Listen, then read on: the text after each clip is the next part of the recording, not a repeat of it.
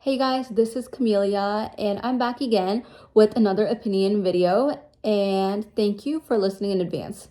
So trigger warning because I will be talking about toxic love today, and toxic love is such a thing that it pretty much leaves many people traumatized because it can attack you in so many forms. Now, I know that toxic love is a topic that's kind of like done and tiring, but obviously it's not, because there are so many people that, whenever I log in online, there's just so much toxicity and creepiness, which makes me think that, not enough people have learned about it or know about it. So I hope that you get to learn something new, or at least you get to share some of the knowledge so that really toxic people who really need to, hear this and call themselves out, know that they are being toxic and hopefully stop harassing other people.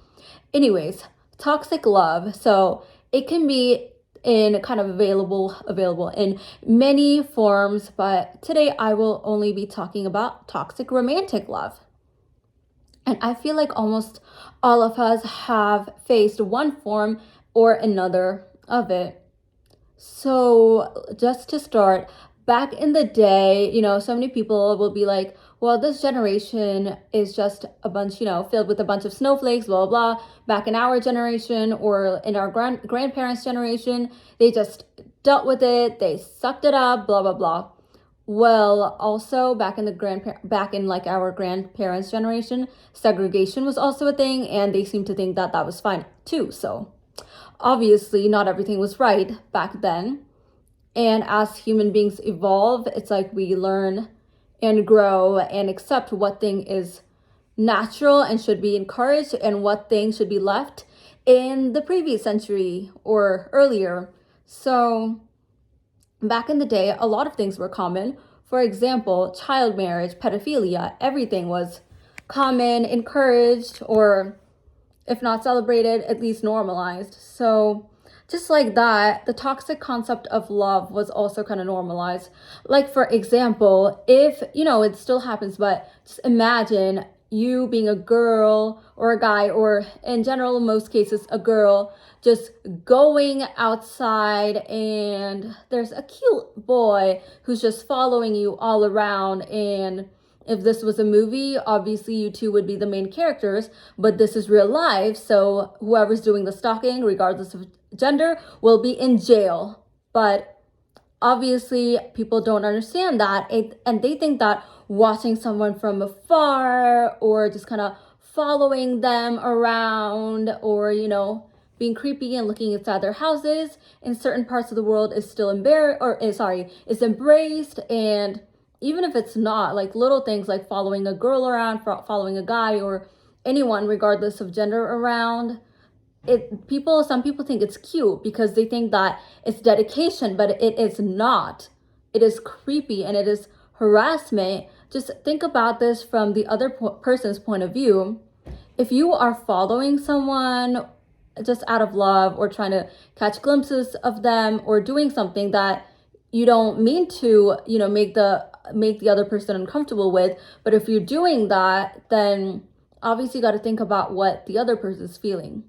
Now, it's not always that the person who is being toxic is trying to do it in a way to harm you. Maybe they're not aware of it, but as the other person, you just see someone constantly always watching them, showing up wherever they go, following them to their house, trying to know where they live, and it is really creepy. Like, you literally live in constant fear for your life, which is why I said the trigger warning in the beginning.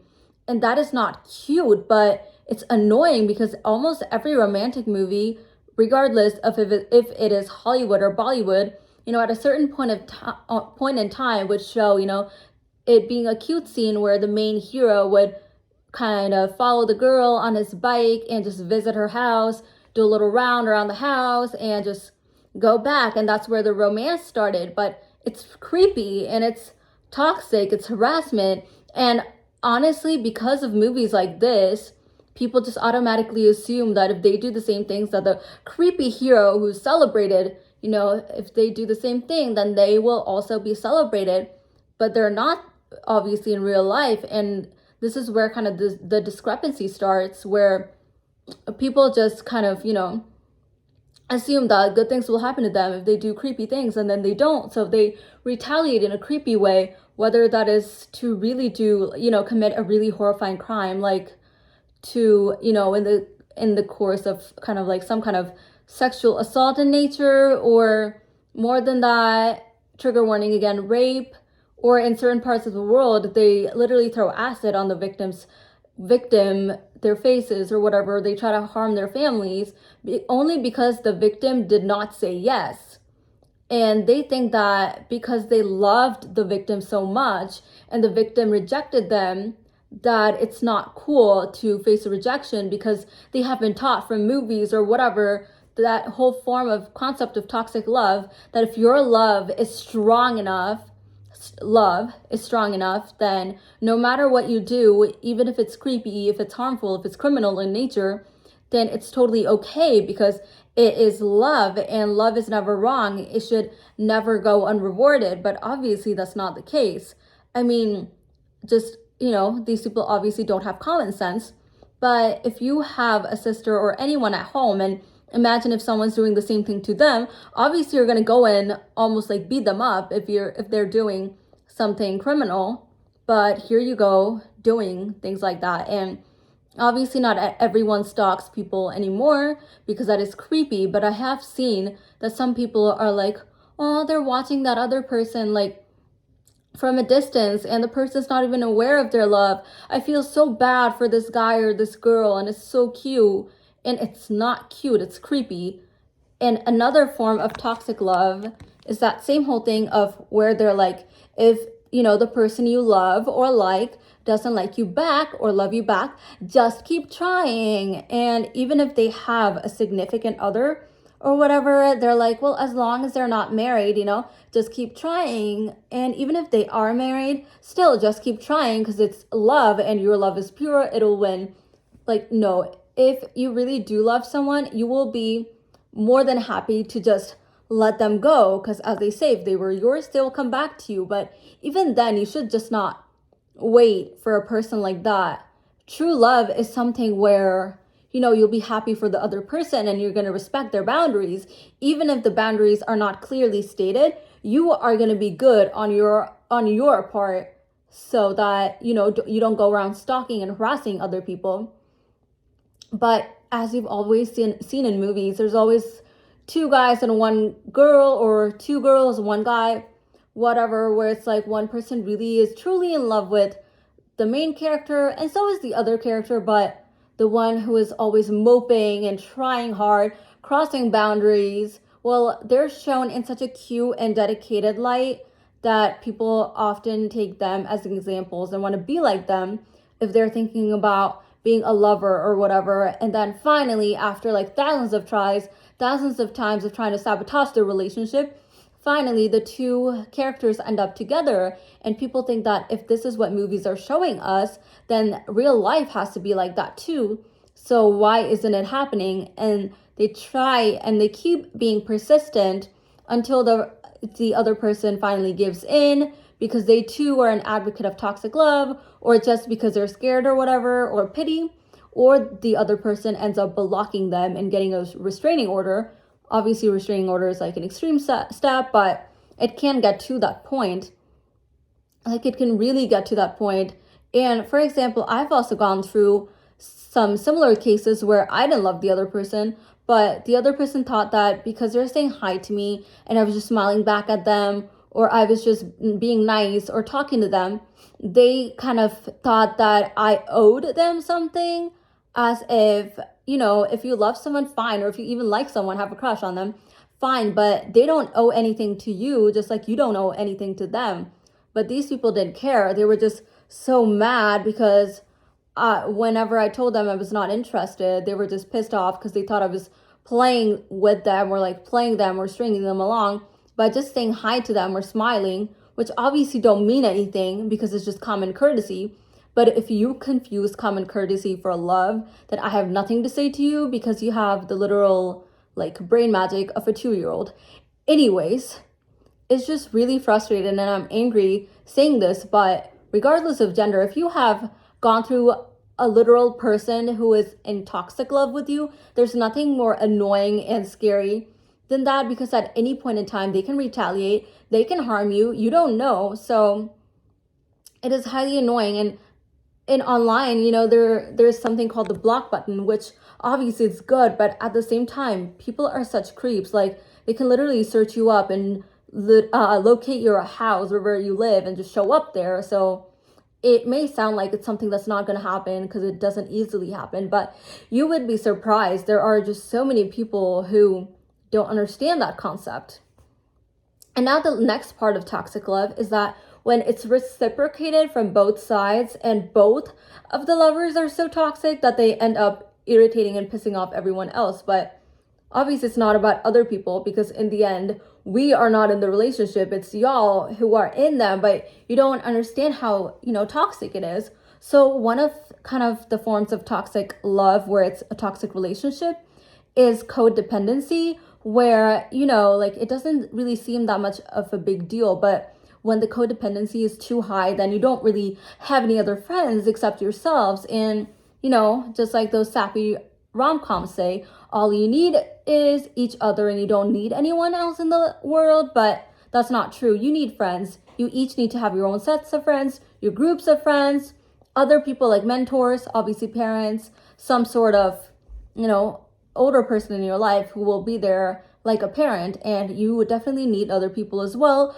hobbies, all that. But just besides that, codependency is something where it can translate into a very, very pulling and very kind of disgusting, disturbing thing, where you two are obsessed with each other in the name of love, and it just ends up tearing your feelings apart. So that's kind of one form of toxic love, when it's mutually, when it's mutual between the two of you. And there's another where both of you are in love, both of you, or some kind of relationship, and one person breaks every boundaries, so this is kind of something that I have talked about before, where I have been in toxic love, I've done toxic things, where they pressurize you to do something that you're not comfortable with, but you still end up doing it because you think that's love. So you think it's their right to demand anything. And now the extreme end of it is if they, beat you up or do something like that. Again, that's why I said trigger warning.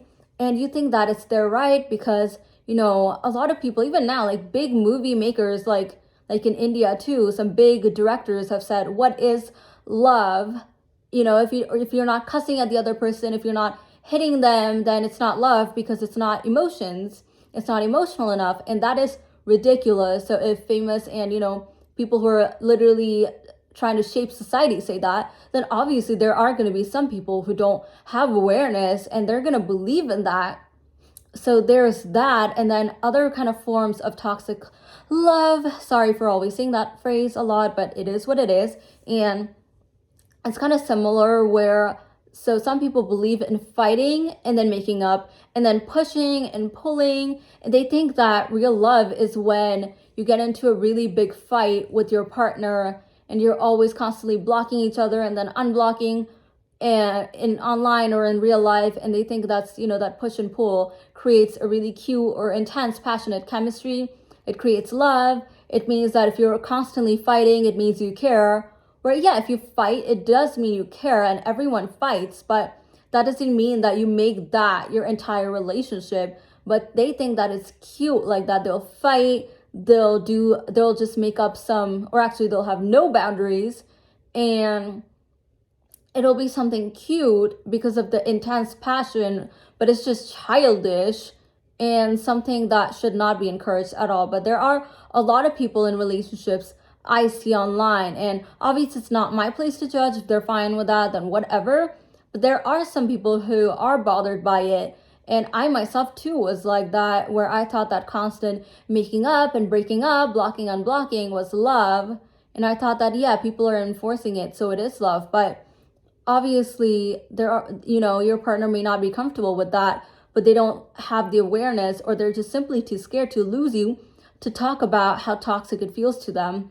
Or they simply don't understand that it's toxic, but obviously they don't feel good about it. So I think that it is important to talk about these things, because it's a topic that is just so, it's just so much about common sense that it should be a given thing. Like, it should be given that, duh, this is not healthy. But at the same time, so many people just, because emotions are just so weird, that they end up doing anything in the sake or in the name of love, and it's just highly toxic. And like, in certain parts of the world, or in certain communities, obviously that kind of toxicity is more, just because of how culture shapes them or whatnot. And obviously they're not gonna agree. They're gonna think that this is love, but it's not, because it's making the other person uncomfortable, and this is how you go to jail.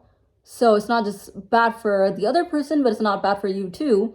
But if you are someone who, is doing everything purposely and being a creep on purpose, then obviously you deserve to go to jail. But that's another thing. But see, these things kind of make people, like, it kind of encourages them to take the wrong step and end up doing criminal things, because that's how movies kind of have taught all of us that this is love. And if it's anything less, then it's not love, because only that toxicity is what kind of keeps the relationship on a high. And without that, it's nothing. It just means you're not dedicated enough. But that's so not true. So we need to be aware, and we need to be aware of what things are normal and what things, are respectful, and which things are really creepy. So it's kind of the thing where, like, take a romantic movie and a thriller. Sometimes they will have that same plot: a guy stalking a girl, or a guy beating up a girl, or just constantly pushing and pulling, whatever. And one can be a totally cute romantic plot filled with drama, and the other could literally be a creepy thriller. So that shows you, it is creepy. Stop normalizing it. And that's all I had to say for now. And I really hope that people stop acting like this, and stop stalking us. Stop trying to push yourselves on us. Stop trying to push and pull, because it's not cute. It is hurtful. It is creepy. So just stop. And thank you guys for listening.